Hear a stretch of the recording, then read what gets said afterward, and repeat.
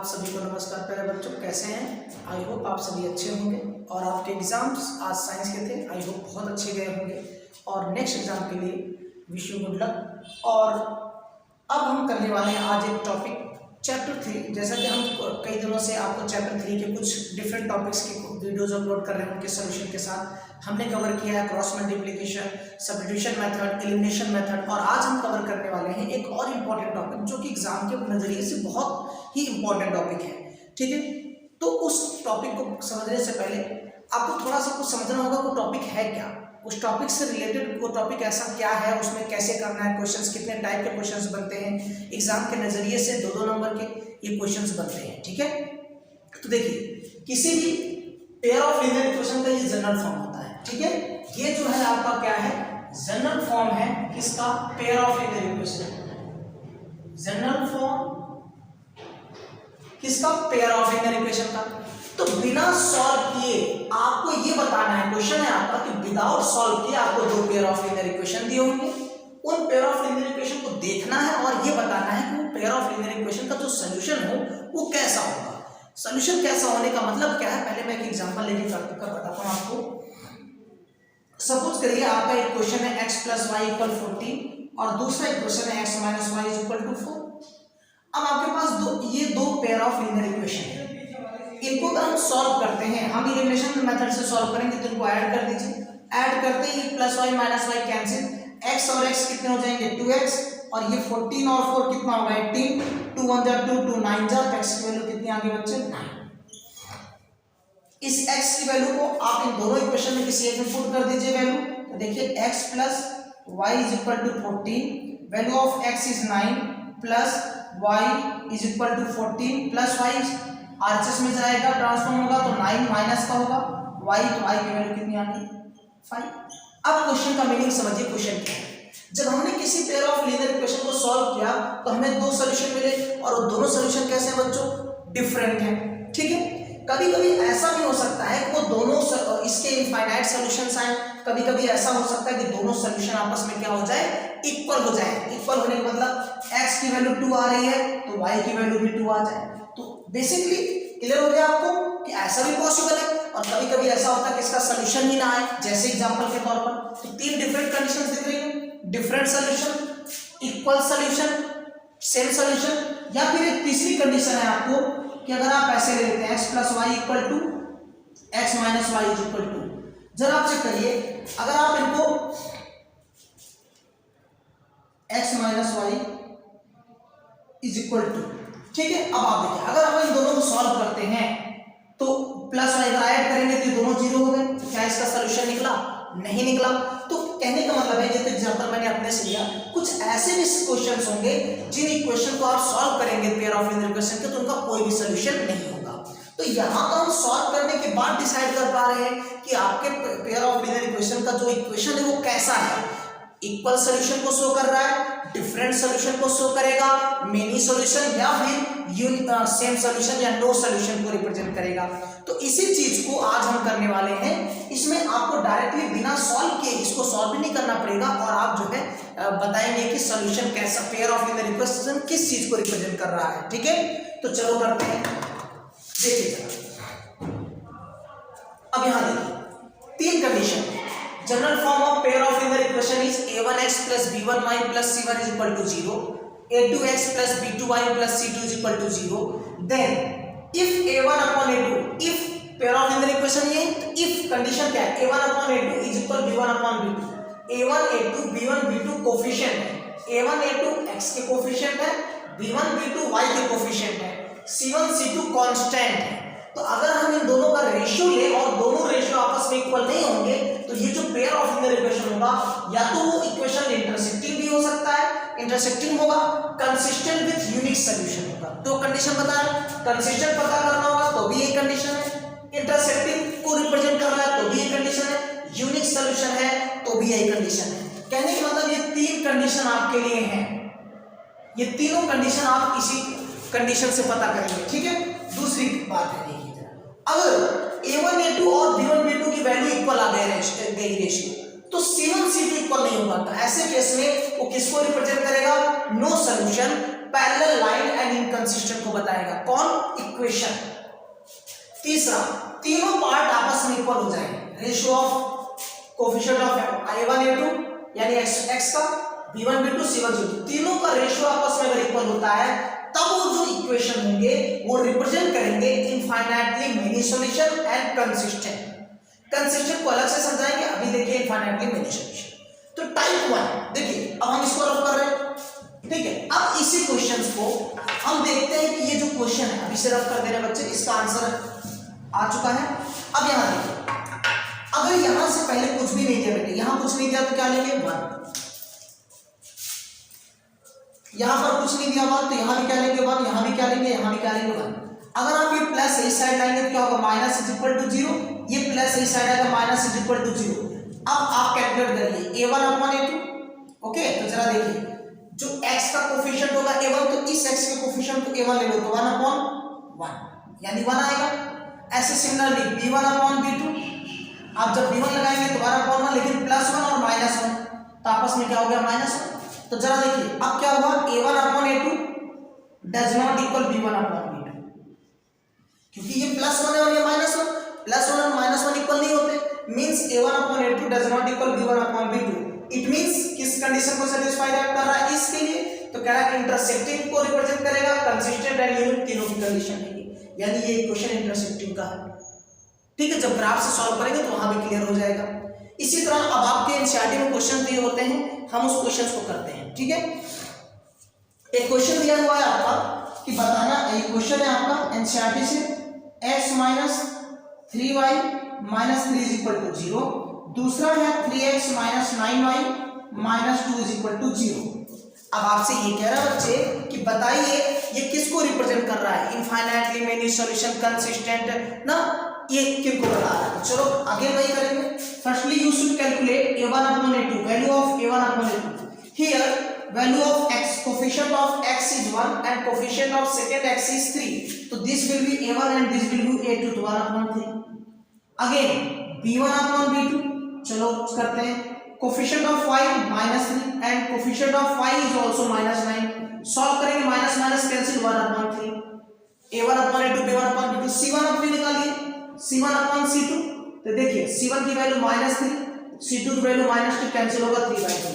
तो आपको यहां क्या दिख रहा है? Here a1 upon a2 equal b1 upon b2 does not equal c1 upon c2, यानी a1 upon a2 की वैल्यू b1 upon b2 की रेशियो की इक्वल है, बट c1 upon c2 की इक्वल नहीं है। हेंस जो आपका third condition, hence here so equation represents the no solution and inconsistent या पैरेलल लाइन। सो इक्वेशन कैसा है? सो नो सॉल्यूशन, मैं शॉर्ट में लिख दे रहा हूं बेटा, नो सॉल्यूशन भी है, पैरेलल को भी रिप्रेजेंट करेगा, पैरेलल और इनकंसिस्टेंट ये पैरेलल को रिप्रेजेंट कर रहा है। ठीक है, अच्छा अगर आपको क्रॉस चेक करना है बच्चे कि सच में ये नो सॉल्यूशन है, क्या इसका कोई सॉल्यूशन नहीं है, तो आइए जरा क्रॉस चेक करते हैं। ठीक है, आइए चेक कर लेते हैं। हम इसे किसी मेथड से सॉल्व करेंगे। पेयर ऑफ लीनियर इक्वेशन को सॉल्व करने के बेटा 3-4 मेथड्स हैं, उन सब में से किसी भी एक में कर लेंगे। ठीक है, हम एलिमिनेशन करते हैं। अगर हम इसको इक्वल कर दें या इसको इक्वल कर दो तो ऐड सब्ट्रैक्ट कर सकते हैं, क्योंकि लार्ज एलिमिनेशन मेथड का रूल यही होता है, आप किसी पहले कोफिशिएंट को इक्वल करेंगे। तो हम इसमें किससे मल्टीप्लाई करते हैं बेटे? 3 से। जब आप इसमें 3 से मल्टीप्लाई करते हैं, देखिए 3 1 जा 3x, 3 3 जा 9y, 3 3 जा 9 इज इक्वल टू 0, और 0 का मल्टीप्लाई 3 में 0। ये ऐसे रहने दीजिए, इस इक्वेशन को ऐसे रहने दीजिए, 3x minus 9y minus 2 is equal to 0। अब आप देखो ये 1 है, ये 2 है, तो ये 1 है और ये 2 में हमने कुछ भी मल्टीप्लाई नहीं किया। अब अगर आप इन्हें सब 0 करना चाह रहे हैं, ये प्लस है तो क्या कर दीजिए माइनस, ये माइनस है तो क्या होगा प्लस। आप देखो ये दोनों इक्वल हो रहे हैं कि नहीं? जब दोनों इक्वल हो रहे हैं बच्चे, तो ये क्या होगा बेटा? अब ये क्या करेगा? 0 हो गया, ये भी क्या हो गया? 0 हो गया। तो x और y दोनों 0 हो गए, इनका सॉल्यूशन ही तो नहीं निकला ना। इसीलिए मैंने आपको बताया कि आपका एक तरीका है कि आप सॉल्व करेंगे तो भी पता लग जाएगा, लेकिन क्वेश्चन 1 नंबर में आने वाला है, मोस्टली बहुत ज्यादा 2 में आएगा, तो आप ये प्रोसेस स्टेप कर लीजिए, इजी होगा और आसान होगा। तो इसलिए आप इसे कह सकते हो टाइप 1 क्वेश्चन। इसमें पहला टाइप का यही पूछता है क्वेश्चन, और ये इंपॉर्टेंट है। एग्जाम के नजरिए से, बोर्ड एग्जाम के लिए काफी इंपॉर्टेंट क्वेश्चन है कि कैसे पूछेगा। ठीक है, तो मैंने पहला पार्ट कर लिया एनसीईआरटी का, मैं रफ कर देता हूं। अगले हम दूसरा पार्ट करते हैं। इसका दूसरा पार्ट है बच्चा 2x plus y is equal to 5 and दूसरा है 3x plus 2y is equal to 8। इन दोनों इक्वेशन को हमें सॉल्व करना है। देखिए ये प्लस है, इस साइड आकर क्या हो जाएगा बच्चे माइनस, तो -5 इक्वल टू 0। ये प्लस है, इस साइड आकर -8 इक्वल टू 0।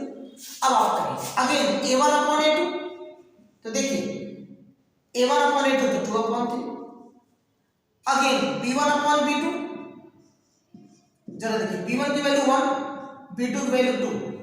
तो आप यहां देखो c निकालने की जरूरत ही नहीं, because a1 upon a2 here a1 upon a2 does not equal to b1 upon b2, इसलिए आपका जो कंडीशन है वो कौन सा सेटिस्फाई कर रहा है, इंटरसेक्टिंग का।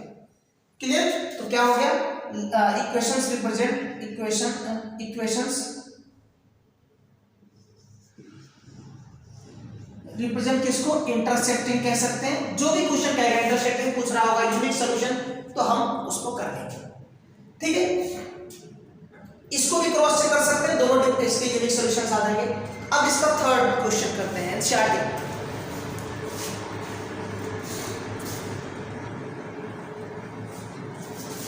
आपका है 3x minus 5y is equal to 20, 6x minus 10y is equal to 40। ये दे रखा है। अब एवरी टाइम मैं इसको इस साइड ला रहा हूं क्योंकि ये कंपेयर करना था इससे, आप ना भी लाए तो भी कोई पंगा नहीं। फॉर एग्जांपल देखिए यहाँ पे a1 अपॉन a2 कैलकुलेट करिए, x की वैल्यू 3, इस x की वैल्यू 6, a1 अपॉन a2 क्या, देखो एक चीज और है, आप अगर इसे a1 ले रहे हैं तो ये a2 बन जाएगा। तो सेकेंड टाइम जब y लोगे तो आप अगर आप इसे a1 ले रहे हो तो ये a2 हो जाएगा। तो नेक्स्ट टाइम जब आप b1 लोगे इसे b1 लेना पड़ेगा, इसे b2। ऐसा नहीं कि आप इसे b2 ले लो इसे b1, नहीं, आप इसको a1 ले रहे हैं ये a2 होगा, तब ये b1 होगा ये b2। ठीक है, तो कोई दिक्कत नहीं, इसमें आप ऊपर नीचे ले सकते हैं। अगेन b1 आप ऐसे सॉल्व कर दीजिए तो कितना है बच्चे 1 अपॉन 2। अगेन देखिए b1 अपॉन b2 की वैल्यू कैलकुलेट करते हैं, b1 की वैल्यू -5, b2 की वैल्यू -10, अगेन कितना आ गया 1/2। हमें c1 कब कैलकुलेट करना, अगर आपको ये समझना, देखो जब a1 upon b2 b1 upon b2 equal है तो ये भी पॉसिबल है, ये भी पॉसिबल है। ठीक है ना, इस वाले क्वेश्चन में क्या था, जब मेरा a1 और b1 ये दोनों का रेशियो डज नॉट इक्वल है, हमें c1 निकालने की जरूरत ही नहीं थी। लेकिन इसमें दो चांसेस है ना, अगर आपका ये इक्वल है तो ये भी पॉसिबल हो सकता है, ये भी, इसलिए c1 एंड c2 को कैलकुलेट करना नेसेसरी होगा। इससे डिसाइड नहीं होगा आपका, फिर गलत हो सकता है। c1 अपॉन c2, अब आप देखिए c1 की वैल्यू 20, अगर आप इधर लाते तो माइनस होता और ये भी माइनस होता, तो बात है ये माइनस माइनस दोनों प्लस होते, तो 20 अपॉन 40, अगेन क्या होगा बच्चे 1 अपॉन 2। तो हियर क्या कंडीशन मिल रही है आपको, here a1 upon a2 is equal to b1 upon b2 is equal to c1 upon c। इसका मतलब है तीनों इक्वल है, जब तीनों इक्वल है तो कैसा हुआ, मेनी सॉल्यूशन की कंडीशन को सेटिस्फाई कर रहा है। तो इक्वेशन किसको रिप्रेजेंट करेगा, मेनी सॉल्यूशन को, या फिर दूसरी लैंग्वेज में कंसिस्टेंट। क्लियर? अब इसका तो टाइप 1 क्वेश्चन था बच्चे, अब आते हैं हम टाइप 2 पे।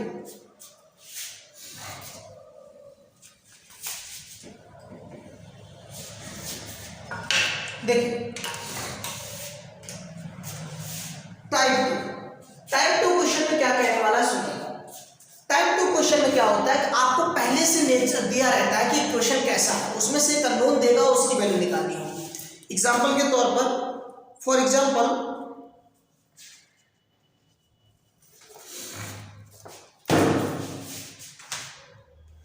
ठीक है, देखिए कह रहा है कि 3x minus 4y plus 7 is equal to 0। दूसरा इक्वेशन है kx plus 3y minus 5 is equal to 0। दो इक्वेशन आपके पास है। ठीक है, अब ये कह रहा है कि जो इक्वेशन है ये रिप्रेजेंट कर रहे हैं आपको नो सॉल्यूशन। तो देखो कैसे करेंगे, गिवन आपको k की वैल्यू निकालनी बच्चे, k की निकालनी है, और गिवन क्या जरा देखिएगा, equation has no solution. Equation का short form has no solution.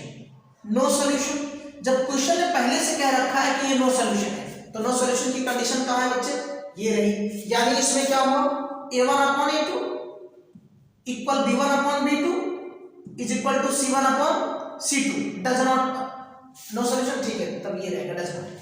अब आप बारी बारी से वैल्यू पुट करिए, ये रहा 3 upon k is equal -4 -4 upon 3 does not equal 7 upon -5।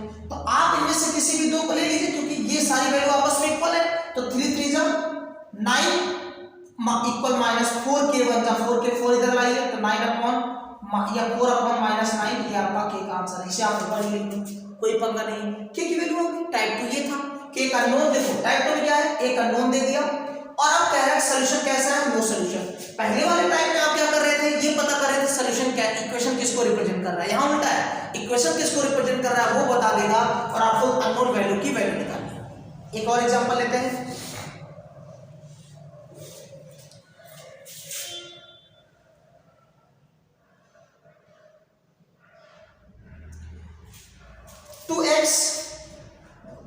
Minus ky plus 3 is equal to 0।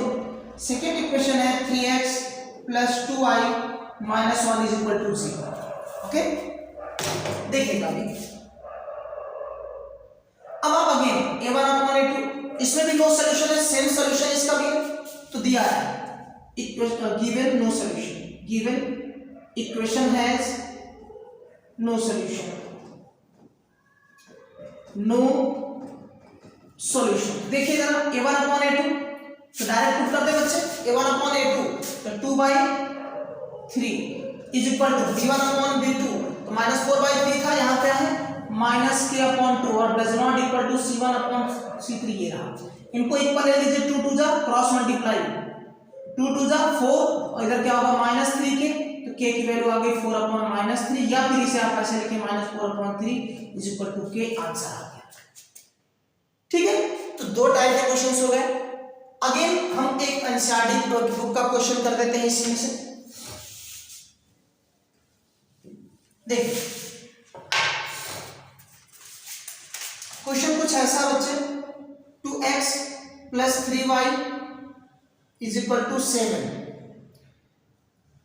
a minus bx plus a plus by is equal to 3a plus b minus 2। ठीक है, अब इसमें कह रहा है a और b की value find करना है, यानी क्वेश्चन है a equal question mark b equal question mark. Okay, अब आपसे कह रहा है कि इसमें भी infinite number of solutions, infinite number of solutions निकालने हैं आपको इस क्वेश्चन में। ठीक है, चलो सॉल्व करते हैं। Again infinite number of solution की कंडीशन ये रही, तो given equation has, short form equation has infinite number of solution, solution को सॉल्व कर दिया। तो देखिए इनफाइनाइट की सॉल्यूशन क्या है, a1 अपॉन a2, मैं डायरेक्ट पुट कर रहा हूं, a1 की वैल्यू बच्चे 2, a2 की value a minus b is equal to b1, तो b1 की वैल्यू 3, b2 की value a plus b, c1 upon c2, c1 की वैल्यू है बच्चे 3 7 और c2 की वैल्यू है 3a प्लस b माइनस 2। अब ये तीनों टर्म्स आपस में इक्वल है, like as a cross multiplication है। जब आप क्रॉस मल्टीप्लिकेशन कुछ करते हैं तो वहां भी ये तीनों टर्म्स आपस में इक्वल है। तीनों टर्म्स आपस में इक्वल का मतलब हुआ कि आप इनको इसको इक्वल ले सकते हैं, आप इसको इक्वल ले सकते हैं, इसको इसको भी इक्वल ले सकते हैं। हम इसे रफ कर देते हैं। देखिए तो आप इन दोनों को इक्वल ले सकते हैं, आप इन दोनों को भी इक्वल ले सकते हैं। तो हम करते हैं पहले इन दोनों को इक्वल लेते हैं। ठीक है, जब आप इन दोनों को इक्वल लेंगे तो क्या होगा, 2 का मल्टीप्लाई इसमें, तो 2 in the bracket a plus b। देखिए यहां डिनोमिनेटर में दो टर्म थे, इस 2 का मल्टीप्लाई इसमें भी होगा इसमें भी, तो ये बात कैसे रिप्रेजेंट करेंगे, ब्रैकेट से। अगर आप ब्रैकेट नहीं लगाते तो रॉन्ग क्वेश्चन गलत हो जाएगा, क्योंकि इसका मतलब है 2 का मल्टीप्लाई आपका a में हो रहा है, b में नहीं हो रहा, इट मींस ब्रैकेट लगाना कंपलसरी है। फिर ऐसे 3 का यहां भी सिमिलरली, यहां भी 3 in the bracket a minus b करिए, 2 का a में 2a, फिर 2 का b में 2b, यहां क्या हुआ 3a माइनस 3b। आप a उस साइड ले जाइए, b इस साइड ले जाइए, तो देखिए 2b और ये माइनस है तो इधर आके क्या होगा 3b, अगेन इधर देखो 3a और ये इधर जाके माइनस 2a, तो यहां आ गया बेटा a equal 5b। A equal कितना आ गया 5b। अब आप इसको भी ले सकते हैं और इसको ले लेते हैं। चलो इसको लेते हैं 3 upon a plus b is equal to 7 upon 3a plus b minus 2। Okay, again cross multiply करें। जब क्रॉस जैसा साइन बनता है तो क्रॉस मल्टीप्लाई 3 3 जा 9a, 3 का b में 3b, 3 का 2 में -6। अगेन 7 का a में डायरेक्टली कर दिया मैंने, 7 का a में 7a, 7 का b में 7b। अब आप देखें a के प्लेस पर कितना रख सकते हैं 5b, यहां रखिए जरा, यस हाँ चलो 9 मल्टीप्लाई यहां पर रख लीजिए 5b, पहले से क्या था 3b -6, यहां देखिए 7 मल्टीप्लाई a की वैल्यू कह रहे हैं आप जी 5b, तो यहां पर भी आप क्या पुट कर दीजिए जी 5b और पहले से कितना है 7b। तो देखिएगा 7 5 35, 35 में 7 जोड़िए, 35 में पहले 5 ऐड करिए 40, 42 हो जाएगा 42 भी। अब यहां देखिए 9 5 जा 45, 45 और 3 48, 9 5 जा 45b प्लस 3b -6, तो देखिए 45 और 3 48b, और ये बंदा इधर आकर माइनस करो 42b, और ये उस साइड जाएगा तो प्लस हो जाएगा +6, ये माइनस करेंगे तो 6b तो आने वाला, इधर पहले से क्या था 6, तो 6 कैंसिल, b की वैल्यू कितनी आ गई 1 और a की वैल्यू कितनी आ गई 1। तो इस तरीके से आपके इस पे 2 टाइप के क्वेश्चन बनते हैं बच्चे, दोनों के दोनों मोस्ट इंपॉर्टेंट क्वेश्चन है, 2 नंबर में मैक्सिमम, 1 नंबर में तो मिनिमम ऑब्जेक्टिव में भी ऐसे क्वेश्चंस होते हैं और आते हैं एग्जाम में। ठीक है, तो आज के लिए इतना ही, गुड डे, फिर मिलेंगे, मेहनत करते रहिए। अगर आपको मेरे वीडियोस और कॉन्सेप्ट समझ में आए तो चैनल को लाइक और सब्सक्राइब करिए। फिर मिलते हैं नेक्स्ट वीडियो में।